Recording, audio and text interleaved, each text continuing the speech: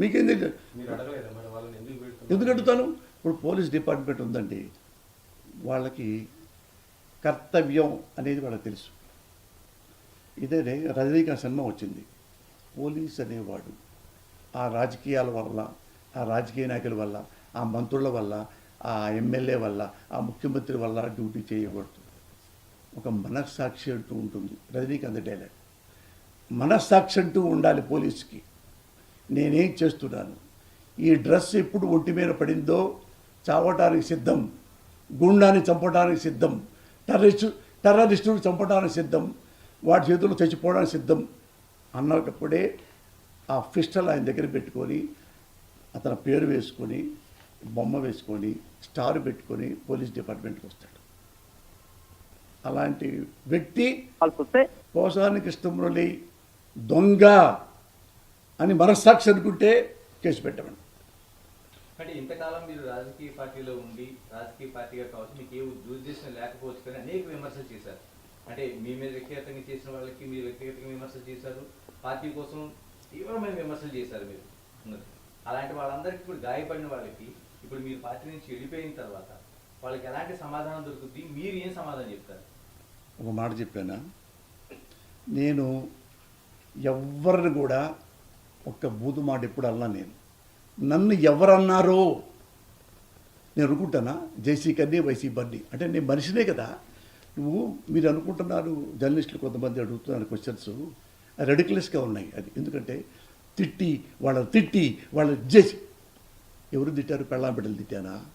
అన్యాయం తిట్టానా? బూతులు తిట్టానా? నేను క్వశ్చన్ చేస్తే నా కుటుంబాన్ని అమ్మనా బూతులు తిట్టారు, వాళ్ళనే నేను మాట్లాడాను. నన్ను నా కుటుంబాన్ని ఎట్లా తిడితే నేను ఏడుస్తాను, నిన్ను అలాగే తిట్టా. నీకు తెలియాలరా నా కన్నీళ్ళు, నీకు తెలియాలి. అనవసరంగా ఎవరన్నా చంద్రబాబు గారిని నేను అరేవరే అన్నానా? అంతమంది రాజశేఖర రెడ్డి గారిని నేను అభినందించా, మంచి పని కానప్పుడు నేను విమర్శించా. తెలుసా మీకు? చూడండి, ఉంటుంది ఆంధ్రజ్యోతిలో ఉంటుంది పేపర్. మీరు ఫ్రీగా ఏదో ఇస్తారంటే ఫ్రీ కోసం రావట్లేదు సార్, రైతులు నాణ్యమైన విత్తనాల కోసం వస్తున్నారు sir, you should not forget sir అన్న. ఆయన ఏమన్నాడు తెలుసా? నవ్వాడు మహానుభావుడు. నీలాగా మాట్లాడలా. అప్పుడు తిట్టావా నువ్వా, ఇప్పుడు ఇట్టాపేంటి నువ్వా అన్నారా? చంద్రబాబు పొగిడా, అప్పుడు పొగిడావెందుకో, ఇప్పుడు ఎందుకు తిట్టడావెందుకో? ఇప్పుడేమన్నా బట్టలు రాస్తున్నారా మీరు? మంచివాడిని ఎప్పుడు మంచిగానే ప్రొజెక్ట్ చేశా. నేను ఓటర్నయ్యా. పోసాని కృష్ణమురళి ఎవడో విదేశం నుంచి వచ్చాడు అనుకున్నావా? అశనా గారు ఎలాగా బంగ్లా ప్రధాని పారిపోయి ఇండియాకి వచ్చినట్టు నేను ఎక్కడి నుంచి వచ్చాను అనుకున్నావా? ఈ దేశంలో పుట్టి పెరిగా, ఈ దేశంలో నాకు ఓటు ఉంది, ఈ దేశానికి నేను పౌరుణ్ణి. నేను క్వశ్చన్ చేయకూడదా? అదే అంటున్నాను. ప్రజలందరినీ కొడుతున్నారు, ఈ ప్రజలందరూ వీళ్ళనే ముఖ్యమంత్రులు చేస్తారు, వీళ్ళనే మంత్రులు చేస్తారు. వాళ్ళ చేతుల్లోనే ఈ ప్రజలు తన్నులు తింటున్నారు, వాళ్ళ చేతుల్లోనే వీళ్ళు హింసించబడుతున్నారు, జైలుకి వెళ్ళబడుతున్నారు. ఒరే నువ్వు బాగుంటావని చెప్పి నీకు ఓట్లు వేసాను కదరా, ఇప్పుడు నీకు ఓటే లేదు, వేరే వాడికి వేసానని చెప్పి నన్ను కొట్టి జైల్లో పెడుతున్నావా అని ఏడుస్తున్నారా? The crying like anything. నాకదే గతి పట్టనివ్వండి. ఊరికే పోసాని కృష్ణమురళి ఊరికే బలుపుతో వీళ్ళని తిట్టాడు అని ఒక్కటి చెప్పండి అన్న. ఇప్పుడు రాజకీయాలు మానేసే కదా, ఇప్పుడు ఈ కుటుంబం కూడా మానేసి ఈ రాష్ట్రం నుంచి వెళ్ళిపోతాం. దానికి శిక్షగా నువ్వు అన్యాయంగా తిట్టావు, అన్యాయంగా విమర్శించావు అని మీరెవరన్నా ఒక్కరన్నా ఏ జర్నలిస్ట్ అయినా వచ్చి చూపించబరు.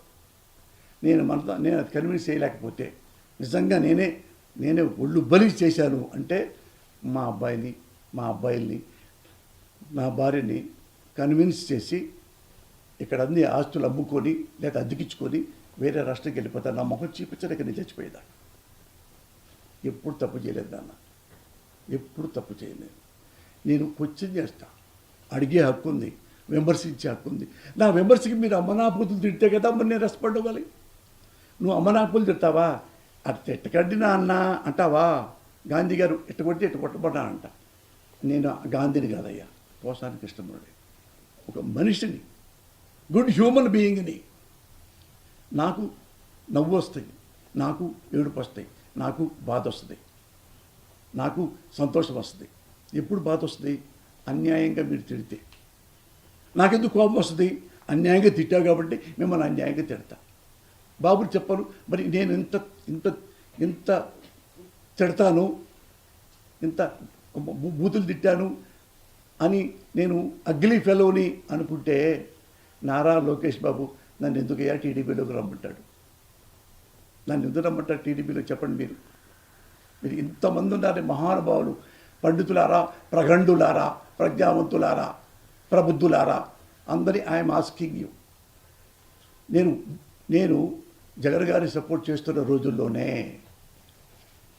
వాళ్ళు ఇంకా ఎలక్షన్లో గెలవక ముందే నన్ను 2 సార్లు అడిగారు. ఈ మధ్య కూడా అడిగారని చూసింది సార్. అదే ఆయన పిఏ చైతన్య నా ఫ్రెండ్ టీవీ నైన్లో పనిచేసేవాడు. వేస్తే నేను అన్నాను, నేను పార్టీలు మారటానికి నేను పదవులు నాకు వద్దు నాన్న, అదేమి లేవు. నేను ఉన్నంతలో ఎవరు ఉన్నాళ్ళ బెస్ట్ ఎవరు వాళ్ళకే నేను సపోర్ట్ చేశాను. ఇప్పుడు పార్టీలకు వచ్చి ఇవి నాకు అంత క్రెడిబిలిటీ ఇంతే ఉంది, నా క్రెడిబిలిటీ. నేను మీతో రాలేదు. లోకేష్ బాబు నేను వస్తాను బాబు, నాకు ఇవి కావాలంటే ఇవ్వడా? ఎందుకు నన్ను ఇష్టపడ్డాడు? పోసాల్లో ఏదో ఉంది, ఆనెస్ట్ ఫెలో, బాగా మాట్లాడతాడు, నిజాయితీపడు, లంగా పనులు చేయడు అని కాబట్టే కదా లోకేష్ బాబు నన్ను చూజ్ చేసుకున్నాడు. ఎవరు చూసుకుని ఇంతమందిలో ఎవరు చూజ్ చేసుకున్నాడా? వైజీపీలో నన్ను ఎందుకు చూసుకున్నాడు? పోసారన్నా ఎలా పదండి, ఒంటూ బాగాలేదు ఆయనకి. పోసారన్నా మరి ఎందుకు నా కరోనా వస్తే ఎందుకు నన్ను అడిగాడు పోసారానికి ఎలా ఉంది చూడని? నేను నచ్చబట్టి. ఎందుకు రావాలనుకున్నాడు నన్ను పార్టీలోకి? నేను సిన్సియర్ కాబట్టి. సర్టిఫికెట్ వాళ్ళే ఇచ్చారు,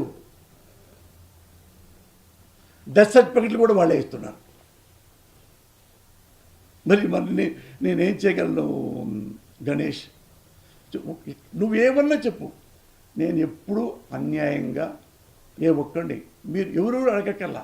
ఎప్పుడన్నా నారా చంద్రబాబు నాయుడికి ప్రెస్ పెడితే ఒకప్పుడు మిమ్మల్ని బాగా అభినందించానంట కదా సార్, ఫుల్ పేజీలు కూడా రాశాడంట కదా. మరి ఫుల్ పేజీ నా డబ్బులు 2 లక్షలు ఫుల్ పేజీ వ్యాసం రాశా.